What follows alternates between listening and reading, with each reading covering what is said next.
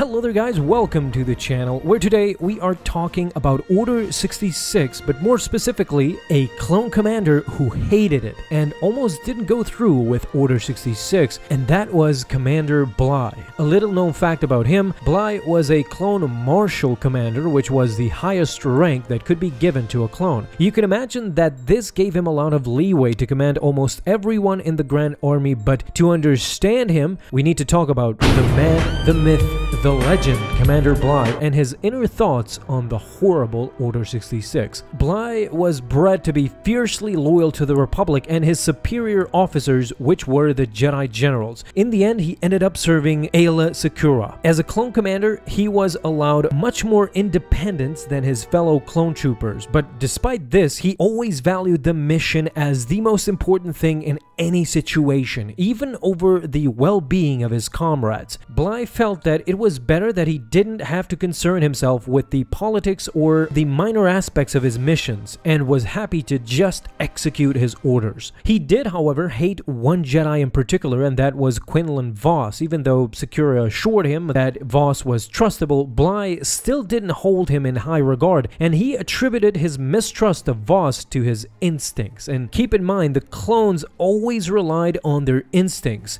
Despite his feelings towards Vos, though, he did respect the Jedi's abilities and tenacity in combat, especially his Jedi General Aayla Secura. Most importantly, her ability to successfully complete missions in a quick fashion. Now, according to Bly, the Jedi were more suitable to command than the clones due to their natural ability with the Force, which heightened their coordination and tactics in battle. What he appreciated the most was her sentiment that personal feelings were not as important as battlefield objectives, and Bly couldn't help but wish that other Jedi would exhibit her restraint in the battlefield. As much as he was loyal to the Republic, he was very loyal to Secura as well. Through the years, he couldn't help but become close with the Twi'lek Jedi, but that did not stop him from feeling alarmed at the recklessness of other Jedi generals, mainly, as we said, Quinlan Vos. However, back to the main subject, guys, Bly and Secura's relationship became more and more personal during the war, making their interactions less formal and more of a friendship type in the waning months of the Clone Wars. This leads me inevitably to Order 66.